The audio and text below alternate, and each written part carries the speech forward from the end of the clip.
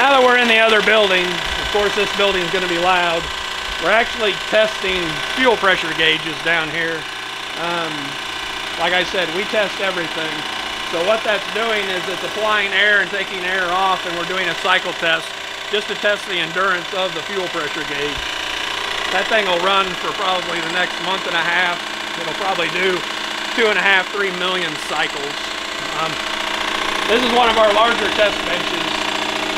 This test bench has all kinds of information that you can pull off of it, and we can record pressure, we can record how long the pump is ran, and do all of our endurance testing over here. When we come up with a new design pump, we will typically test it to failure. A lot of times that will take 3,000 or 4,000 hours, so we will have pumps that run for months upon months, non-stop, 24 hours a day, 7 days a week. This building is not air conditioned, it is heated. So in July and August in Kansas City, when it's 100 degrees inside this building, we're testing pumps and mineral spirits, and we're simulating real live gas temperatures. So we track temperature, we track voltage, amp draw, and flow. We can flow up to about a 25 gallon a minute pump here. We've been testing some external controllers for our brushless pumps. That's a 100 amp controller right there. We've had to take it out of the cap of the fuel pump and give it its own housing to try and keep temperature out of it. We're learning really quick that temperature has a huge effect on the controllers, and we're trying not to have to put a fan inside the controller because of the expense. This little flow bench is actually something we've been working on for the last couple months, and we're testing intercooler pumps. So we're looking at maybe getting into the intercooler pump business. So we had to test other people's intercooler pumps to come up with a spec to be able to figure out what the intercooler pump really needs to be, and then had conversations with a lot of people within the industry to find out how we can improve that. What are they looking for? Are they looking for more flow at a higher pressure? Is flow not that detrimental to the intercooler? This is our little water jet cutter. We use it to build bracketry. As we're hanging more and more fuel pumps in stock gas tanks, the one thing we have to be able to do is be able to hook the existing sending unit up. So this is a sending unit bracket for something, I don't know what.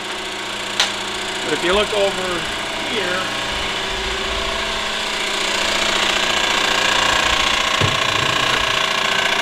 so here's a late model.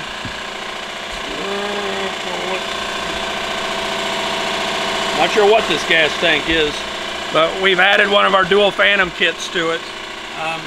It came with a fuel pump to support maybe 300 or 400 horsepower, and now we can support over 1,000. As you can see, here's one of the fuel sending unit brackets. So we're constantly looking at new applications and new ways of doing old things. These are all prototypes that we've done. This is a multi-pump hanger. I'm guessing this may be for a late model Camaro, where you have a saddlebag type application and you have to have a jet siphon to draw the fuel out of the one saddlebag over into the main well where the fuel pump sits. And we're making these so they actually hook up to the factory lines. So it's got a 5/8 vent. It's got the quick disconnect for the jet siphon. We're trying to make these more and more user-friendly, so they're much easier to put together.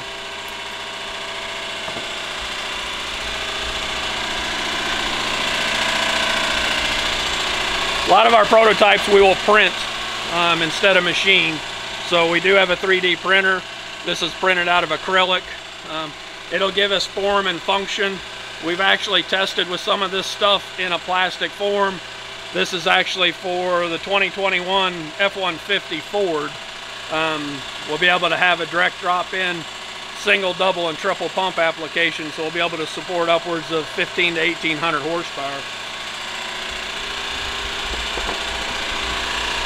One of the things that we came out with when we were trying to figure out how to put fuel pumps in gas tanks was everybody could get a fuel pump in a gas tank, but when you got down to a quarter of a tank and made a hard turn, the fuel would all run away from the fuel pump, and the pump would suck air, the engine would suck air, it would feel like the car was going to die. So we came up with a way to put a bladder inside the fuel tank.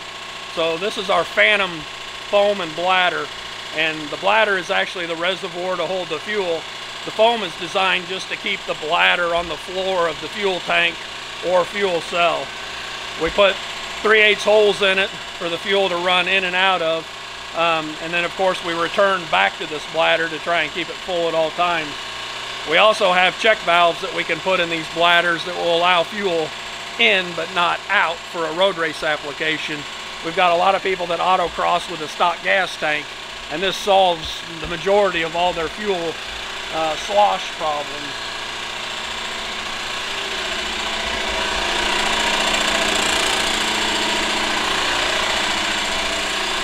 These are some of the gas tanks that we've built prototypes off of. Some of them have gone to production. We do a Jeep Gladiator gas tank for a Hellcat swap. That's becoming more and more popular. So we actually have a plug-and-play application for the guy that puts the Hellcat motor in a new Gladiator and wants to make 800, 900, 1,000 horsepower. Majority of our product comes from people reaching out to us, wanting us to solve their problems. You know, we try and go to the racetrack as much as we can. We try and be out in the field as much as we can. But our customer base and all of you, the end consumer, are really the people that inspire us with new product. When I said we got in the gas tank business, we got in the gas tank business. So we're housing gas tanks in this building. Right now I have about 1,100 gas tanks in here. When Steve Matusik owned the business, this was his race shop. This is where he kept his Pro Mod cars when he had Pro Mod cars. We had a super gas car, a super comp car, a stock eliminator car. So since he's left, we've kind of taken over his area. I do have a couple pieces of machinery. We have a small mill, a small lathe, and then we have a 5-axis machine. Most of this is, we utilize it for prototyping. We'll do some small runs. We have a lapping machine. A lot of our internal parts in our inline pumps have to be a specific size. So they will be machined to a rough size, and then we will lap them to get the critical size, because we're talking tenths of thousands.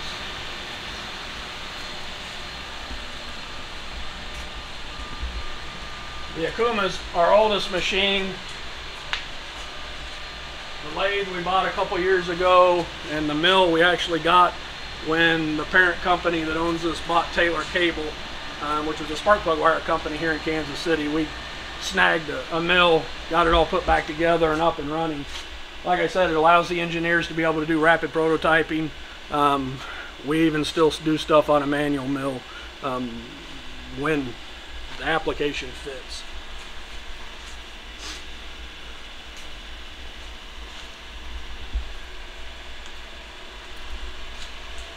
This area in here is where we assemble the gas tanks. We also own Waterman racing components, and we do some Waterman assembly here in Kansas City.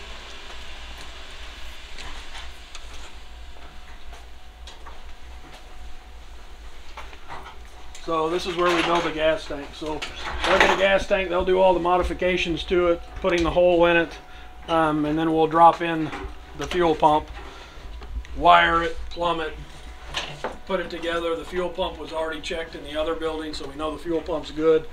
We'll assemble it, rebox it, and send it back over to shipping, and we'll get the stuff out the door. Again, same thing over here. Everything has a part number, everything has a barcode. We're very engineering driven. We try to be very organized. Sometimes not so much, especially when we get really, really busy. We try and keep ample parts in here so that we can build every day, 8 hours a day. We build a lot of sub-assemblies. So this is a sub-assembly for one of the outlets for probably a G-body Chevrolet GM product. So that basically goes in the sending unit hole, and then we hang a pump off of that. We have our foam and baffle, we have the return, the vent, and the outlet. I said earlier we had a 3D printer.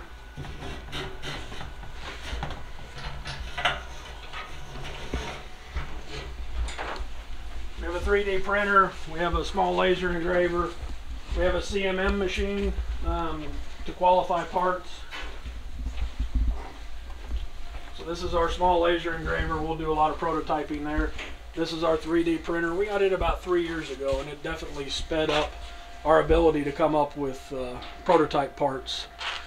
Our CMM, whenever we think there's an issue or have a customer call and say they've had trouble with something, we'll go back and start measuring parts to see if it's something that we've missed on our end, to see if it's an application error or an installation error. These are all my Waterman parts. We have a Waterman test stand that we use. In this building we can build all the Waterman pumps up to 13 gallons a minute, and that's the test stand that we use to test them. Like I said, I have 2 facilities for Waterman, one in Indianapolis and one in Concord, North Carolina, so we catch the overflow. When they get behind, we'll try and help them if we have the manpower. The Waterman stuff, we keep parts for about everything on the Waterman side. So that's a little Bertha body.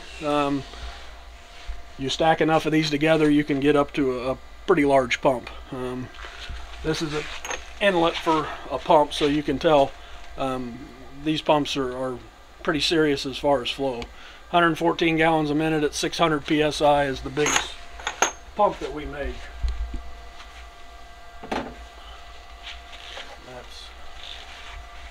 That would be an inlet for half of that pump. So it's a 4-chamber pumping mechanism, and it actually has 2 inlets. And that's really about it. We employ about 30 employees. We've been in business 26 years. In my opinion, we make the finest fuel delivery parts in the world. With the addition to Waterman, we've won the Indianapolis 500 for the last 25 years. We've won the Daytona 500. We've won NHRA championships, IHRA championships, NMCA, NMRA, PDRA, just about everything. Baja, we just won the Baja 1000. So if you're looking for a fuel system that's actually engineered, not somebody that thinks they know what they're doing, but somebody that actually sat down and figured out how to solve problems and how to make all the components work together, you know, I hope you take a look at us. Take a look at our website, aeromotiveinc.com. And I appreciate you guys coming by. Yeah, absolutely. I mean, these guys are absolutely the finest out there as far as I'm concerned. Their customer service, whether I sell you a pump or anybody else across the country does that's a dealer for these guys. I've heard numerous times that somebody sends a pump in, and like Jeff said, you know, it might be 2004 pump, and they'll send a rebuilt one back, you know, depending on what has happened to the pump. So their customer service here is unbelievable also. So I don't think you can go wrong with these guys. They've treated everybody I know as good as gold. So if you're in the market for anything, definitely check them out.